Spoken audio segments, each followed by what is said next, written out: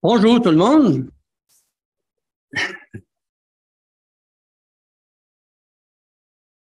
J'aime ça quand j'ai préparé un message, quelque chose, mais finalement c'est Dieu qui l'a préparé, c'est sa parole.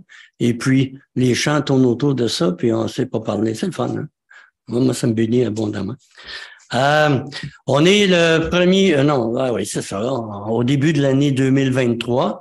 En 2022, le 16 janvier, une journée plus tard qu'aujourd'hui, j'avais donné un enseignement sur l'enlèvement de l'Église. Je sais pas si vous en souvenez. Si vous en souvenez pas, c'est pas grave. C'est sûr qu'on va y aller quand même. Et puis, ce matin, on va voir quelque chose de quand même très intéressant. Mais le titre du message, c'est la vision de l'apôtre Jean dans Apocalypse, chapitre 4 et 5. Et puis, on va regarder certaines petites choses, mais ça va être surtout centré sur l'adoration, ce qu'on a vu un peu ce matin, sur l'adoration. Et puis, c'est bon de le voir pour chacun de nous. Alors, le psaume 148 exhorte l'univers entier à louer le Seigneur, à l'adorer, à l'adoration du Dieu éternel qui est digne de toute louange et adoration. Alors, toutes les créatures célestes, on veut un petit peu, on peut le voir aussi dans le psaume 148, toutes les créatures célestes et terrestres et toute la création entière est encouragée et exhortée à à l'adoration. En Apocalypse 4 et 5, Jean est invité à contempler dans une vision en esprit l'adoration rendue à Dieu le Père et au Fils par certaines créatures dans son saint sanctuaire, dans le lieu très saint, le lieu où il habite. Où Dieu habite-t-il? Il habite dans l'éternité parce qu'il est l'éternel. Et puis, je vous rappelle quelquefois aussi que c'est dans le troisième ciel que Dieu est. Alors, il va nous décrire ce qu'il, lui, il a vu, les choses qui sont, on va le voir un peu, bien rapidement, mais les choses qui vont être après celle-ci. Alors, Paul nous dit que lui, qui seul possède l'immortalité, qui habite la lumière inaccessible, lequel aucun homme n'a vu Dieu, ni ne peut le voir, auquel soit honneur et puissance au siècle des siècles. Amen. C'est ce que l'apôtre Paul nous dit. Alors, au chapitre 1er, Jean nous dit qu'il fut ravi en esprit. Il était sur l'île de Patmos. Apparemment, à Patmos, je pense qu'il y a absolument rien. Je ne sais pas si j'ai entendu ça à quelque part d'un enseignant, un prédicateur. Et puis, Jean a été ravi en esprit au jour du Seigneur. Le jour du Seigneur, vous savez que c'est pas le dimanche matin. Le jour du Seigneur, donc il est parlé dans le livre de l'Apocalypse. C'est le grand jour de la colère de Dieu qui va tomber sur la terre à un moment donné. Alors Jean a été saisi par le Saint-Esprit et a reçu une inspiration prophétique des événements concernant le futur, l'avenir. Vous voulez connaître votre avenir?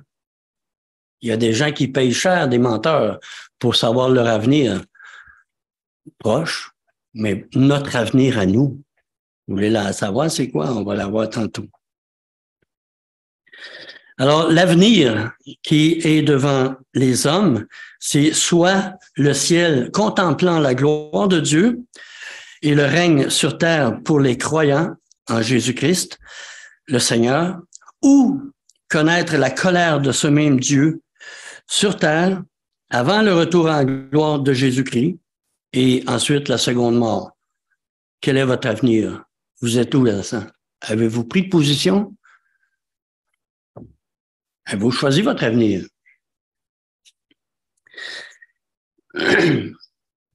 Il y a, pour savoir l'avenir de tout ça, ben, l'Apocalypse, la suite, c'est ce qui est écrit. Alors, le verset 19 du premier chapitre donne la séparation du livre ou les grandes idées du livre. Ça dit, le verset 19, ça dit, écris les choses que tu as vues et celles qui sont et celles qui doivent arriver après elles. Alors pour Jean, l'apôtre Jean, les choses qu'il a vues, c'est dans le chapitre 1, c'est le Seigneur Jésus-Christ en gloire, glorifié, le roi des rois, Seigneur des seigneurs, qui va revenir bientôt. Alors c'est ce qu'il a vu. Les choses qui sont, la deuxième partie, c'est l'Église, les 7 églises. C'est le temps de l'Église. Il y a 7 églises qui sont nommées là-dedans, mais dans ce temps-là, il y avait beaucoup plus que 7 églises. Mais il y a 7 églises qui ont été choisies. Et puis, dans l'ensemble, c'est les 7 églises, 7 sortes d'églises qui vont exister de la Pentecôte jusqu'à l'enlèvement. Ces églises-là. Et puis ensuite, chapitre 4 à la suite, ce sont les choses qui doivent arriver après celle-ci. Celle-ci fait référence à l'Église, au temps de l'Église. Les choses qui doivent arriver après celle-ci. Alors, il y a une promesse, une bien belle promesse, ça dit « Bienheureux celui qui lit et ceux qui entendent ». C'est les paroles de cette prophétie et qui gardent les choses qui y sont écrites, car le temps est proche. Maintenant, on va lire le Apocalypse chapitre 4 et 5. Je ne sais pas, je n'ai pas dit si c'était la version seconde. Oui, c'est bon. Okay. Quelquefois, je vais revenir, mais je vais citer comme la version Darby, mais c'est pas grave. OK. Après cela, après ces choses, après cela, je regardai et voici une porte était ouverte dans le ciel. La première voix que j'avais entendue, comme le son d'une trompette, et qui me parlait, dit « Monte ici, et je te ferai voir ce qui doit arriver dans la suite. » Aussitôt, je fus ravi en esprit, et voici, il y avait un trône dans le ciel, et sur ce trône, quelqu'un était assis. Celui qui était assis avait l'aspect d'une pierre de jaspe et de sardoine. Et le trône était environné d'un arc-en-ciel semblable à de l'émeraude. Autour du trône, je vis 24 trônes, et sur ces trônes, 24 vieillards assis, revêtus de vêtements blancs, et sur leur tête des couronnes d'or. Du trône sortent des éclairs, des voix et des tonnerres. Devant le trône brûlent 7 lampes ardentes qui sont les 7 esprits de Dieu. Il y a encore devant le trône comme une mer de verre, semblable à du cristal. Au milieu du trône et autour du trône, il y a 4 êtres vivants remplis d'yeux devant et derrière. Le premier être vivant est semblable à un lion. Le second être vivant semblable à un veau. Le troisième être vivant semble à la face d'un homme. Le quatrième être vivant est semblable à un aigle qui vole. Les 4 êtres vivants ont chacun 6 ailes et sont remplis d'yeux tout autour et au-dedans. Ils ne cessent de dire jour et nuit, Saint, Saint, Saint est l'Éternel, est le Seigneur Dieu, le Tout-Puissant, qui était, qui est et qui vient. Quand les êtres vivants rendent gloire et honneur et action de grâce à celui qui est assis sur le trône et à celui qui vit au siècle des siècles, les 24 vieillards se prosternent devant celui qui est assis sur le trône et ils adorent celui qui vit au siècle des siècles. Et ils jettent leur couronne devant le trône en disant, « Tu es digne, notre Seigneur et notre Dieu, de recevoir la gloire et l'honneur et la puissance, car tu as créé toutes choses, et c'est par ta volonté qu'elles existent et qu'elles ont été créées. » Puis je vis dans la main droite de celui qui est assis sur le trône un livre, chapitre 5, écrit en dedans et en dehors, scellé de 7 sceaux.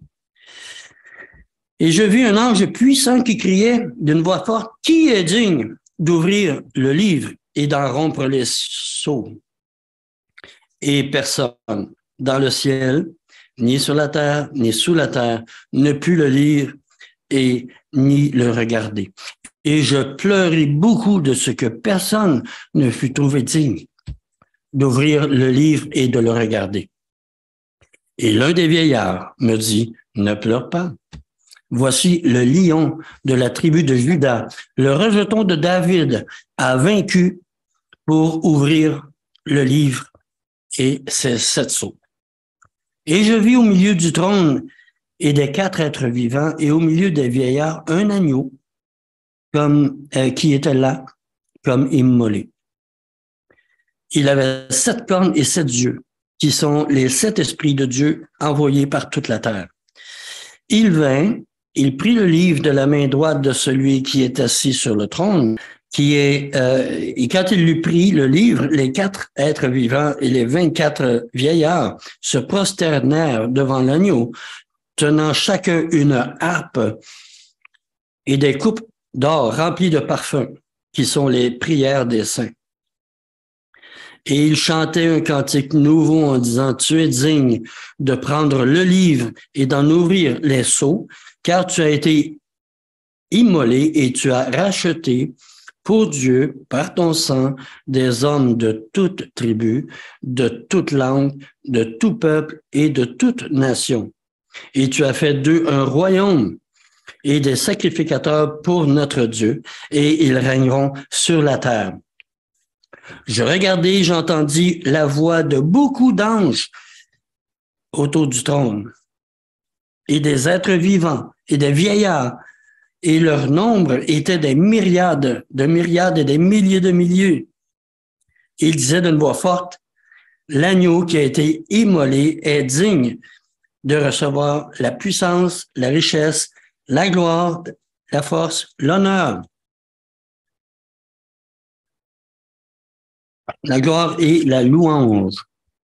Et toutes les créatures qui sont dans le ciel, sur la terre, sous la terre, sur la mer, et tout ce qui s'y trouve, et je les entendis qui disaient à celui qui est assis sur le trône et à l'agneau, soit la louange, l'honneur, la gloire, la force au siècle des siècles. Et les 4 êtres vivants disaient Amen.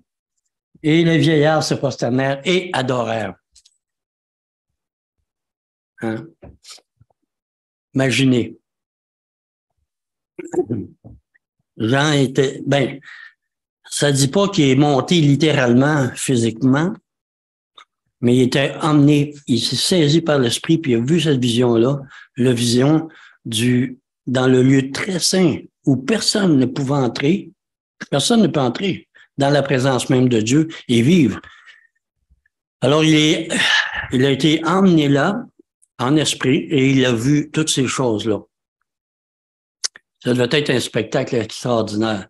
Puis Jean, j'imagine, je sais pas vous, là, mais moi, tu regardes. Moi, j'aime ça des fois aller, c'est rare que j'y vais, mais dans des musées ou quelque chose comme ça, voir surtout des musées d'histoire, mais là, je regarde, puis ce qui arrive, tout, puis, il me semble, on n'a pas assez de Dieu pour tout voir, on voudrait tout voir. Mais lui, il est là, puis il a tout vu ça, tout contemplé ça. Finalement, littéralement, il nous emmène au ciel, là. Hein? Il nous emmène comme, on va essayer de voir des choses assez intéressantes. OK. Après ces choses, je vis et voici. Après ces choses, dans l'Apocalypse, il y a après ces choses ou après cela. Après ces choses, c'est plus comme à la suite, chronologiquement. Puis il y a d'autres tantôt, là, c'est après ça, c'est plus moins chronologique. On le voit souvent, ça, on a un bon exemple, c'est dans les évangiles. Chacun des évangiles suit pas nécessairement chronologiquement.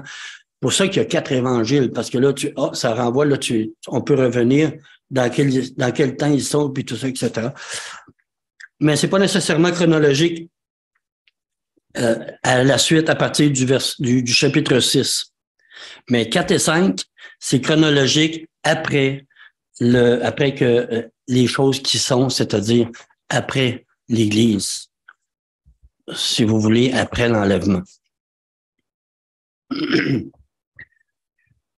Après ces choses, je vis et voici une porte ouverte dans le ciel, et la première voix que j'entendis, ça c'est dans la version Darby, on ne tourne pas bien ça sert, c'est comme une trompette parlant avec moi, disant « Monte ici et je te montrerai les choses qui doivent arriver après celle-ci. » Sur le champ, il fut ravi en esprit, ça dit. Alors, au ciel, il y a une porte ouverte. Puis, il y a une voix qui dit, monte ici, et je te montrerai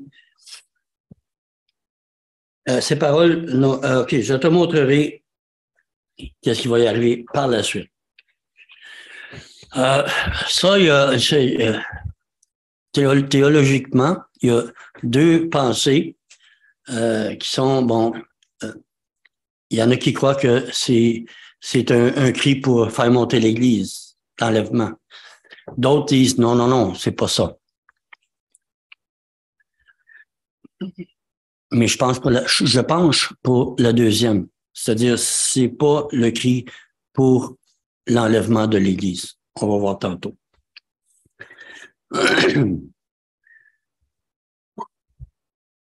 C'est simplement une invitation à voir dans une vision ce qui doit arriver par la suite, à la suite du temps de l'Église.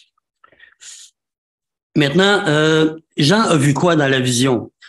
Là, pour le contexte, ici, le chapitre 4 et 5, c'est une préparation pour la grande tribulation qui va commencer à partir du chapitre 6.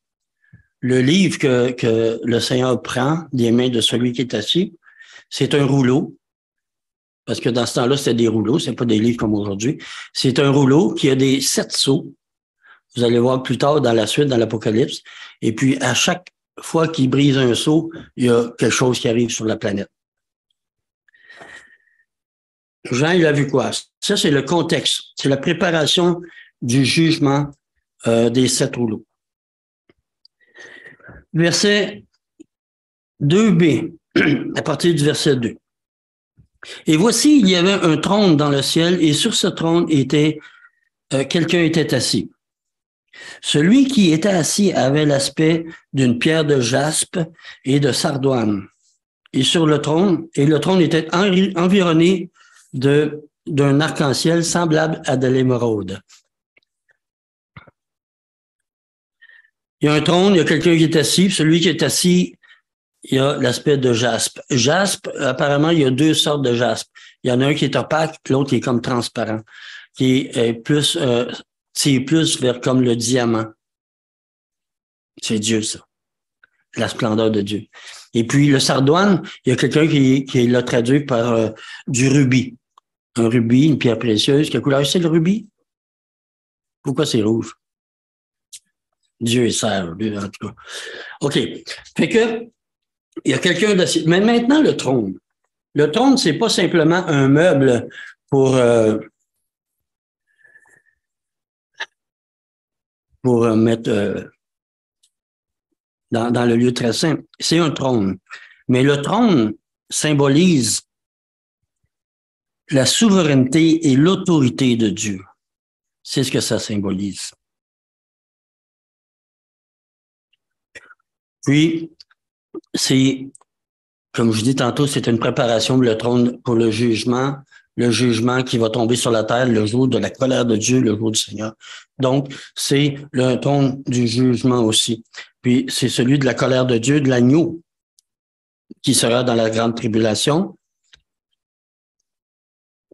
Mais ce n'est pas encore le grand trône blanc où, à la fin, tous les impies vont être jugés et condamnés.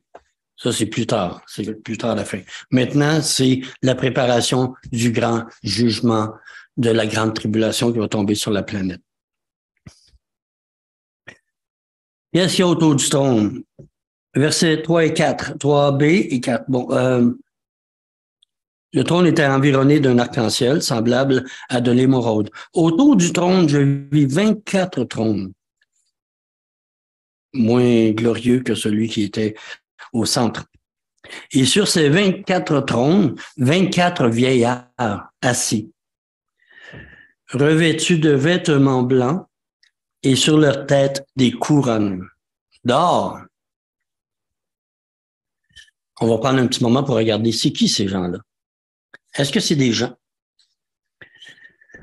Les 24 vieillards ou 24 anciens, parce que le mot qui a été traduit par vieillard ou dans d'autres traductions anciens, c'est le même mot que ceux qui sont responsables soit dans les synagogues qu'il y avait ou responsables dans les églises. C'est presbyteros, parce qu'il y en a plusieurs. Presbyteros, c'est ancien.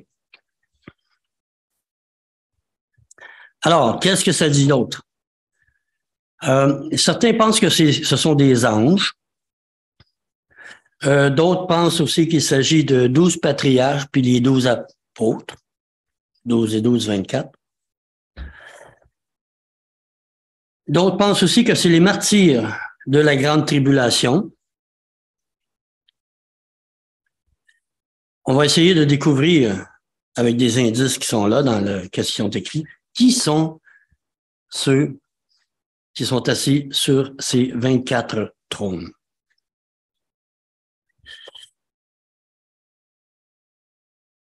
Premièrement, ils sont vêtus de vêtements blancs. Les vêtements blancs, c'est symbole de salut dans l'Apocalypse. Dans l'église de Sardes, c'est écrit ici, « Celui qui vaincra sera revêtu de vêtements blancs. Je n'effacerai point son nom du livre de la vie, vêtu de vêtements blancs. » C'est des promesses qui sont faites aux églises, à la 6e, 5e église, je pense. Et puis, plus tard, plus loin, ceux qui vont être sacrifiés vont être les martyrs dans la grande tribulation, vont être vêtus de vêtements blancs, parce qu'ils auront lavé leurs vêtements dans le sang de l'agneau. Alors, le symbole, les vêtements blancs, symbole de salut dans l'Apocalypse. Alors, les êtres célestes n'ont pas besoin d'être sauvés. Ils n'ont pas péché. Les anges qui ont gardé leur dignité n'ont jamais péché, donc ils n'ont pas besoin d'être sauvés. Les 12 patriarches puis les 12 apôtres, les patriarches, c'est les fils de Jacob. Je ne sais pas si sont venus au salut. Pas sûr, je ne sais pas. Mais c'est pas d'eux que ça parle. Moi, j'en suis convaincu. Alors, les vêtements blancs indiquent que ces anciens-là, qui sont ni des anges, ni des martyrs de la tribulation qui va arriver plus tard après, ni les patriarches et les 12 apôtres. Alors, qui sont-ils? Ils ont dû être sauvés, c'est des hommes. C'est des anciens, des vieillards, des anciens presbyteros qui ont dû être sauvés. Deuxième indice, des couronnes sur leur tête. Ils portent des couronnes, puis le mot grec employé ici pour couronne, c'est stéphanos. il y a deux sortes de couronnes hein, dans la parole de Dieu.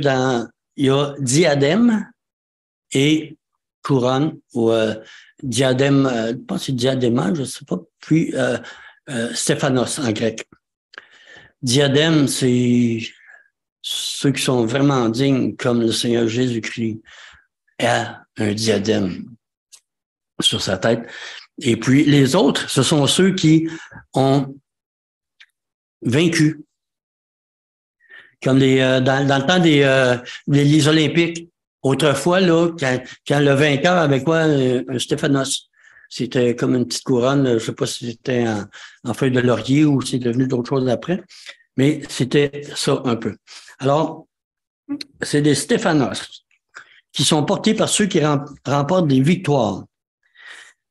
Les mêmes qui sont remises, qui seront remises aux membres de l'Église pour les récompenser de leur œuvre lors du jugement, le tribunal de Christ.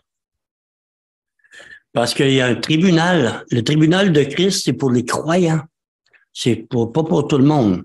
Le jugement de la grande tribulation, ça, c'est la colère de Dieu qui va tomber sur le monde impie, le monde rebelle qui veut rien savoir de Dieu. Et puis plus tard, il y a le grand trône blanc après tout ça. Mais après l'enlèvement, il y a le tribunal de Christ, où chacune seront jugés selon les œuvres qu'ils auront fait, bien ou mal. Maintenant, c'est pas par rapport à ce qu'ils ont péché ou qu'ils n'ont pas péché ou qu'ils pêchent encore, quelque chose comme ça, parce que la question du péché, elle a été réglée une fois pour toutes à la croix. Donc, le Seigneur ne tiendra pas compte de ça. Nous avons été lavés, nous avons été sauvés, nous aurons des vêtements blancs. Et pour ceux et celles qui auront été fidèles dans leur travail, il va y avoir des récompenses. Puis ceux qui auront été fidèles aussi, je ne lirai pas tous les textes par rapport aux couronnes. Mais je vais juste vous donner un indice ici, là. 1 Corinthiens 9, 24, 25, c'est la couronne incorruptible. 1 Thessaloniciens 2, 19, c'est la couronne de gloire. Jacques 1, 12 et Apocalypse 2, 10, c'est la couronne de vie. Qu'est-ce que j'ai manqué? 2 Timothée 4, 7 et 8, c'est la couronne de justice.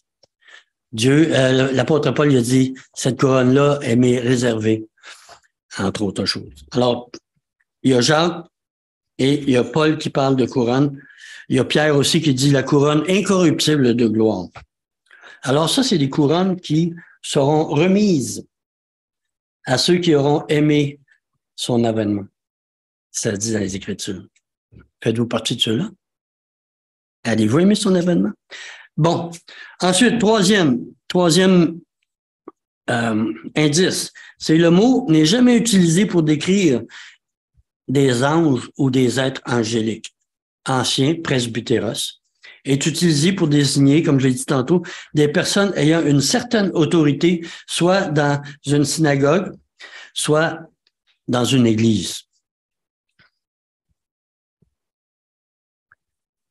Alors, chers frères et sœurs, avec ces indices-là, je conclus, comme d'autres aussi.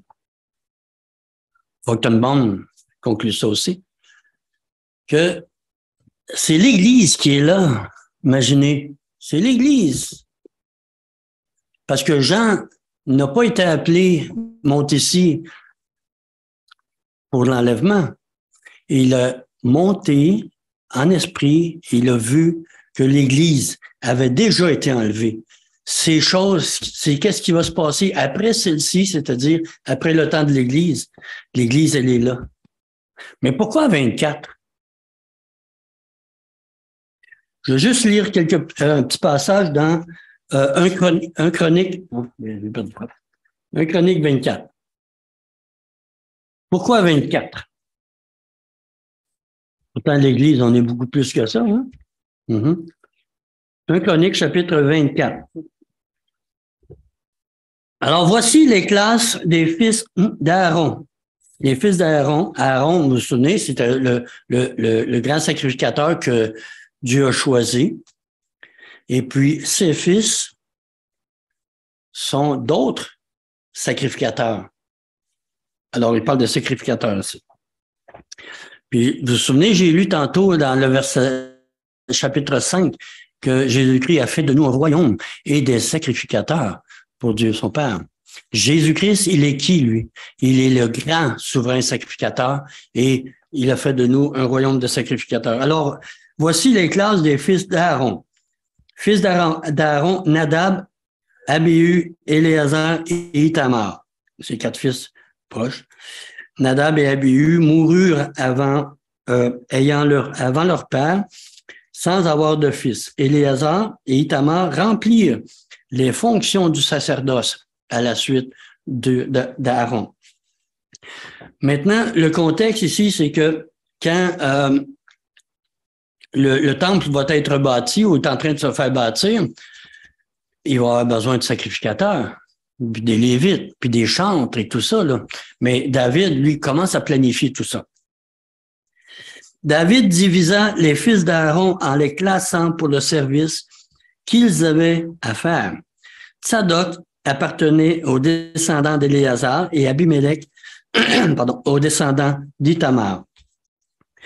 Il se trouva parmi les fils d'Éléazar plus de chefs que parmi les fils d'Ithamar. Et on en fit les divisions. Les fils d'Éléazar avaient 16 chefs de maison paternelle et les fils d'Ithamar, 8 chefs de maison paternelle. On les classa par le sort les uns avec les autres. Car les chefs du sanctuaire et les chefs de Dieu étaient les fils d'Éléazar et d'Ithamar. Shemaja, fils de Nathanaël, le secrétaire de la tribu de Lévi, inscrivit devant le roi et les princes devant Tsadok, sacrificateur, Abimelech, etc. Et voici, on tira au sort pour une maison paternelle pour Éléazar et on en tira une autre pour Ithamar. Le premier sort échut à Jéhojarib. Le deuxième, je les nommerai pas tous. Le deuxième à un autre, le troisième à un autre, le quatrième à un autre, le cinquième à un autre, le sixième à un autre, le septième, le huitième, le neuvième, le dixième, le onzième, le douzième, le treizième, le quatorzième, le quinzième, le seizième, le 17e, le 18e, le 19e, le 20e, le 21e, le 22e, le 23e et le 24e à Maasia. C'est ainsi qu'ils furent classés pour le service, afin qu'ils entrassent dans la maison de l'Éternel en se conformant à la règle établie par Aaron, leur père, d'après les ordres que lui ont donnés l'Éternel. Alors,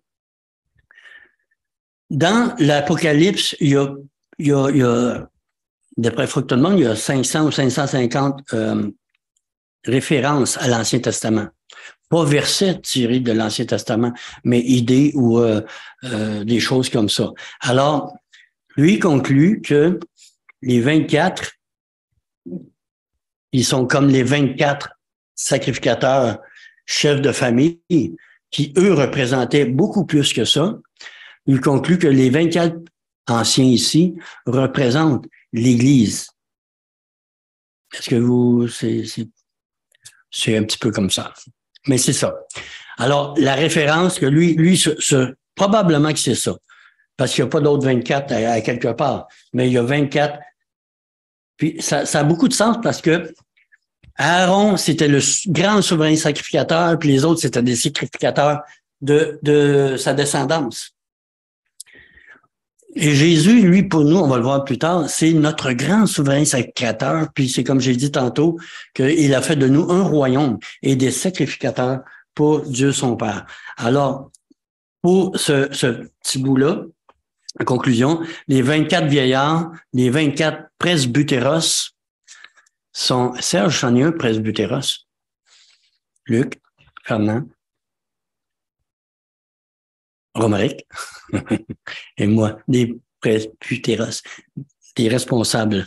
Alors, ces 24 vieillards-là représenteraient l'Église qui a déjà été enlevée, que Jean voit en vision. C'est extraordinaire. Mais c'est pas terminé. Alors, par la suite, le chapitre 5, versets 5 à 8. Alors, du trône sortent des éclairs, des voix, des tonnerres. Devant le trône brûlent 7 lampes ardentes qui sont les 7 esprits de Dieu qu'on peut retrouver dans Ésaïe chapitre 11, on ne verra pas. Il y a encore devant le trône comme une mer de verre semblable à du cristal. Au milieu du trône et autour du trône, il y a 4 êtres vivants remplis Dieu en dedans puis au dehors. Le premier être vivant est semblable à un lion. Le second être vivant est semblable à un veau. Le troisième être vivant à la face d'un homme et le quatrième être vivant est semblable à un aigle qui vole. Les 4 êtres vivants ont chacun 6 ailes et sont remplis Dieu tout autour et au-dedans. Et ils ne cessent de dire jour et nuit, Saint, Saint, Saint est le Seigneur Dieu, le Tout-Puissant, qui est, qui était et qui vient. Ça fait penser à quel passage dans l'Ancien Testament, ça? Ésaïe chapitre 6, la vision qu'Ésaïe a eue. Quand il a été vu en vision, tiens, je vais vous le lire.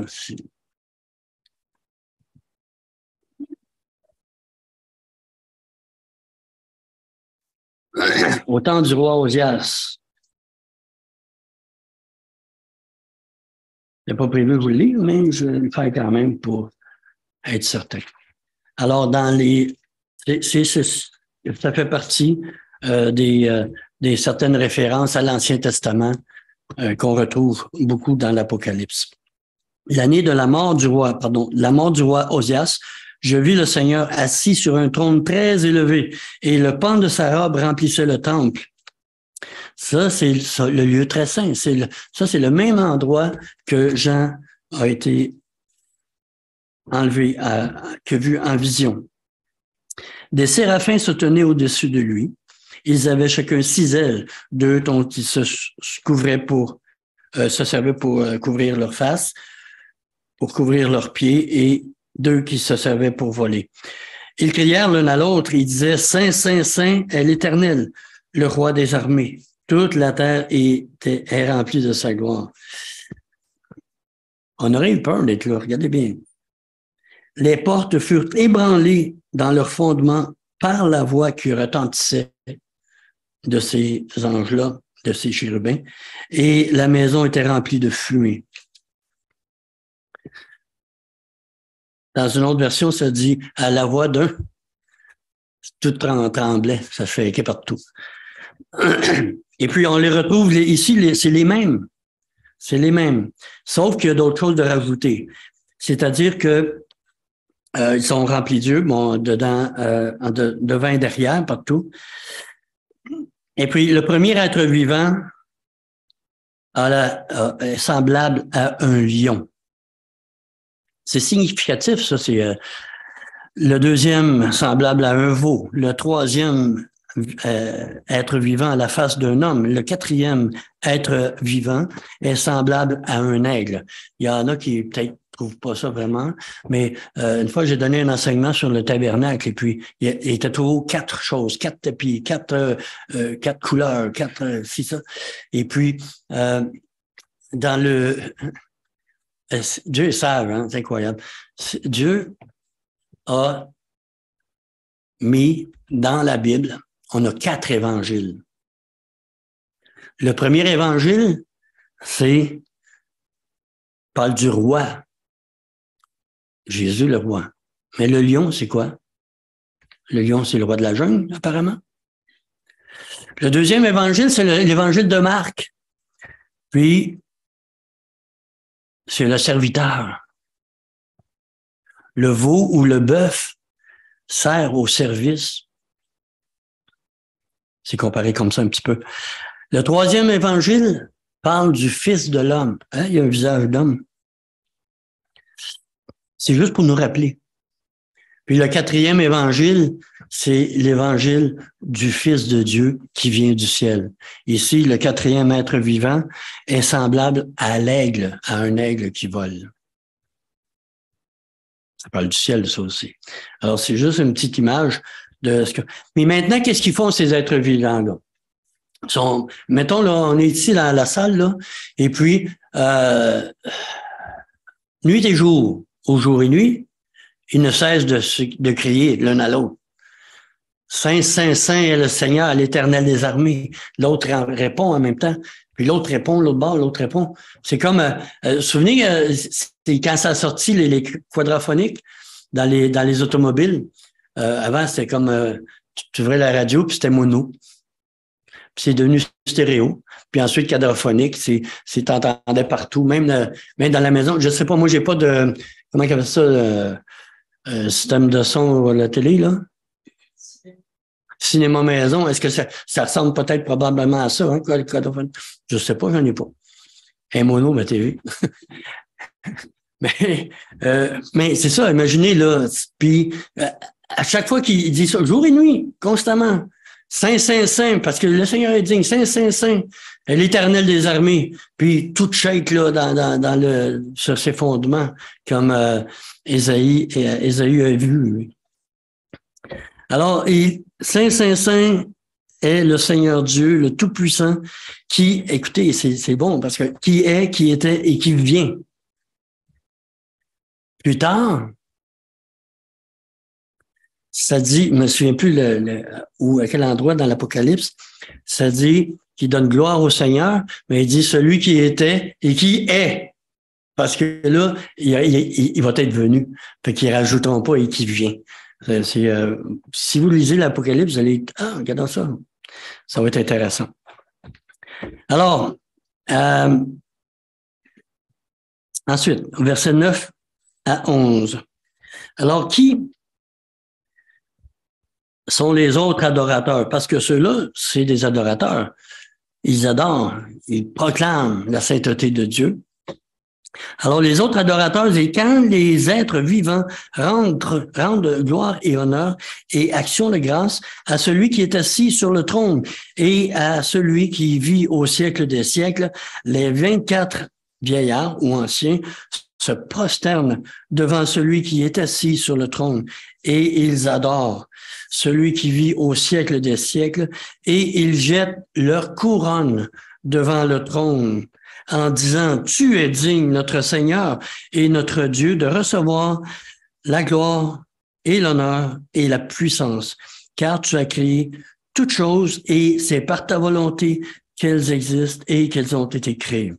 Ce passage ici, dans le chapitre 4, c'est vraiment réellement, c'est l'adoration que Dieu le Père reçoit de la part des anges, des chérubins, et puis de la part aussi des 24 anciens qui sont sur les autres trônes. Qu'est-ce qu'ils font les 24 anciens?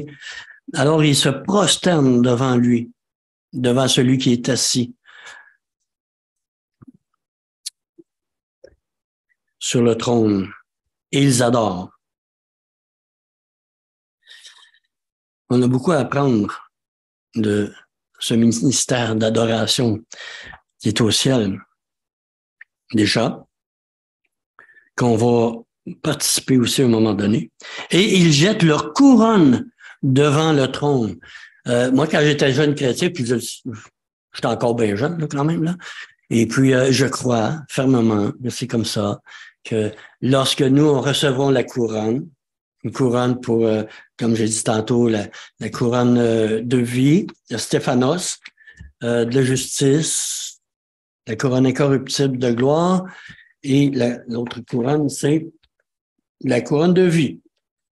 Incorruptible, gloire, justice et vie, que lorsque nous adorerons, nous allons jeter nos couronnes devant lui parce que c'est de lui que vient toute chose. Le service que nous lui rendons, c'est lui qui nous donne la capacité de le faire. Nous, on a juste à obéir. et puis à travailler, mais on a à obéir, mais toute la capacité, c'est des dons spirituels, hein?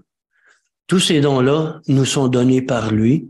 Et puis lui, en plus, par la persévérance, par la foi, et puis notre marche chrétienne et tout, mais il nous donne des couronnes, mais nous, on va le lui remettre. Parce que de nous-mêmes, nous sommes incapables de quoi que ce soit. Et ce qu'il dit, ce qui lui rend gloire, c'est quoi? C'est que tu es digne. Toi seul es digne, notre Seigneur et notre Dieu, de recevoir la gloire et l'honneur et la puissance. Pour quelle raison que ces 24 vieillards ou anciens disent ça? C'est parce que tu as créé toutes choses. Et c'est par ta volonté qu'elles existent et qu'elles ont été créées. Il est souverain. C'est lui qui a créé toutes choses, vous le croyez, hein? C'est lui qui maintient toutes choses aussi. Puis même pas seulement que lui, Jésus-Christ, par sa parole puissante, il est écrit dans le début de l'Épître aux Hébreux. Et toute chose est soutenue par lui. Alors, si on est de plus en plus pollué, si on est manque de nourriture un peu sur la planète, c'est à cause de l'homme, là. Puis, est-ce que ça va disparaître? Tout le monde a peur, parce que personne n'a pas tout le monde a cette espérance-là, que cette fois-là, que lui soutient toute chose. Et puis, quand Jésus va revenir, il va rétablir toute chose comme il faut. Et justement, la justice sur la terre, elle va être rétablie. Alors, tous les riches qui s'enrichissent en détruisant toutes nos forêts, en faisant exprès pour tenir des gens, des peuples affamés, on le voit plein de ça, qui courent après toutes sortes de richesses. Alors, eux sont jugés, mais le Seigneur va réparer toutes choses. La justice va être établie, et la justice et la paix aussi. Alors, c'est ce que au chapitre 4, Jean nous fait entrevoir un petit peu. La gloire de Dieu, son trône, le lieu 3 fois saint, le lieu très saint.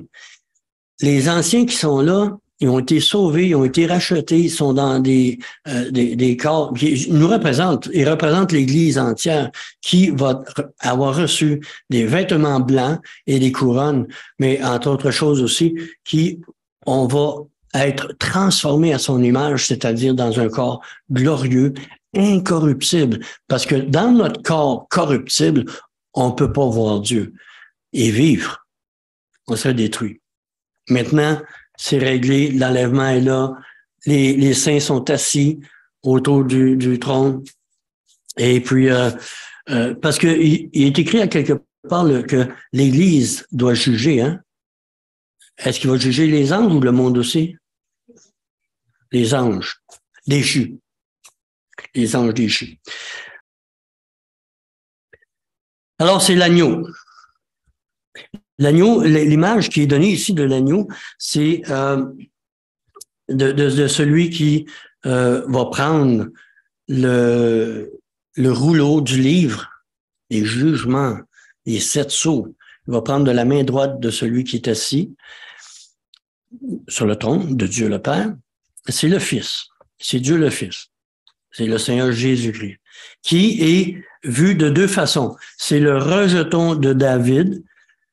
Il dit, voici le lion de la tribu de Juda. Donc, le lion, c'est le roi qui vient bientôt, le roi qui de la descendance de David, qui, lui, David, a reçu la promesse de Dieu le Père, que un de ses fils va régner éternellement.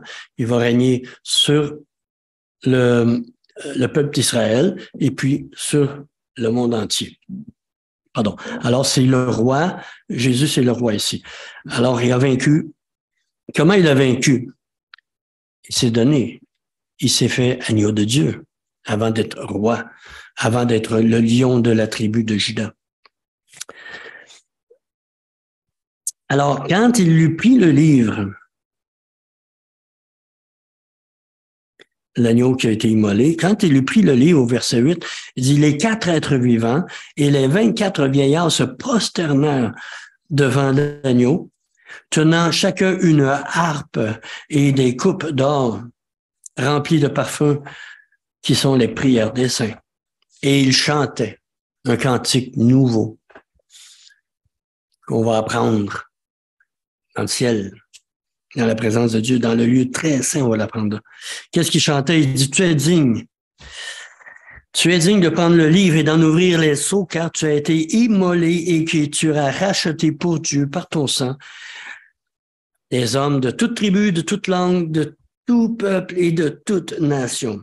Et tu as fait d'eux un royaume et des sacrificateurs pour notre Dieu, et ils régneront sur la terre. C'est le fun, hein? Alors, ceux qui parlent ici, là, c'est les 24 anciens qui se prosternent, puis les êtres vivants qui disent aussi, tu as été immolé et tu as racheté pour Dieu, par ton sang, des hommes de toute tribu, toute langue, tout peuple et toute nation, et tu as fait d'eux un royaume et des sacrificateurs pour Dieu, pour notre Dieu, et ils régneront sur la terre. Alors, c'est souvent ces sacrificateurs-là que nous sommes, parce que Jésus a été immolé, puis il a fait de nous un royaume et des sacrificateurs. On va régner avec lui aussi ensuite sur la terre. C'est ce que ça dit. Et je regardais, et voici, j'entendis des voix de beaucoup d'anges. Alors, il n'y a pas seulement que les 4 êtres vivants, ni les 24 vieillards qui représentent l'Église entière, qui a été enlevée, qui est déjà assis, qui est dans le trône. Après l'enlèvement, après le temps de l'Église, puis juste avant la tribulation. Allez-vous passer dans la tribulation? Je ne pense pas. Alors, ils sont déjà assis sur des trônes. Et puis, à ceux-là se rajoutent des anges, une énorme quantité d'anges, beaucoup d'anges, qui dit, autour du trône et des êtres vivants et des vieillards. Imaginez-vous là. Et leur nombre était des myriades de myriades et des milliers de milliers. Puis il disait d'une voix forte, hey, là, on a juste les 4 chérubins qui parlaient tantôt, Saint, Saint, Saint, Saint, Saint, Saint. Là, il y a les 4 êtres vivants, il y a l'Église entière, il y a des myriades d'anges qui se rajoutent là. Ça va faire un son incroyable, ça, hein? C'est pas pareil comme nos chants le matin, hein? Ça va être beaucoup, même de plusieurs églises en même temps. Alors, qu'est-ce qu'il disait? Il disait d'une voix forte, l'agneau qui a été immolé est digne de recevoir la puissance, la richesse, la sagesse, la force, la gloire, l'honneur et la louange. Et toutes les créatures qui sont, c'est fort possible que toutes les créatures qui sont dans le ciel, qui sont sur la terre, sous la terre, entendent toutes ces myriades-là chanter et dire, donner des louanges à notre Dieu et à l'agneau.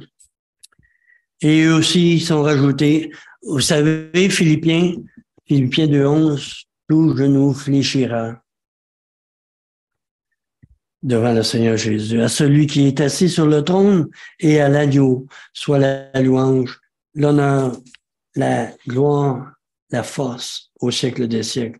Et les 4 êtres vivants disaient Amen. Et les vieillards se prosternèrent, les presbytéros qui représentent l'Église entière se prosternent devant le Seigneur. On a un beau projet, hein?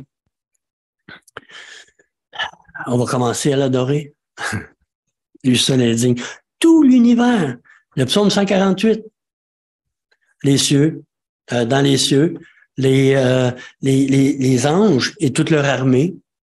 Le dernier verset, ça dit tous les jeunes hommes, jeunes filles, hommes et femmes, les rois de la terre. Puis entre ça, c'est toutes les choses qui ont été créées, le soleil, la lune, les étoiles et tout. Fait que c'est comme je disais de l'autre fois, les 3 cieux. Qu'est-ce qu'il y a dans l'atmosphère? Qu'est-ce qu'il y a dans au-dessus de nous?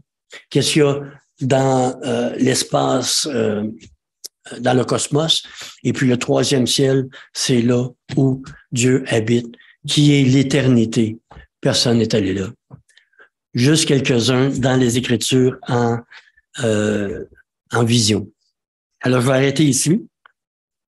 Et puis, c'est un encouragement pour nous à ce début de la nouvelle année de porter notre adoration, de nous tourner vers lui, puis lui dire, on peut lui dire tantôt combien il est digne de recevoir la gloire et l'honneur. Alors, Père, on veut te remercier.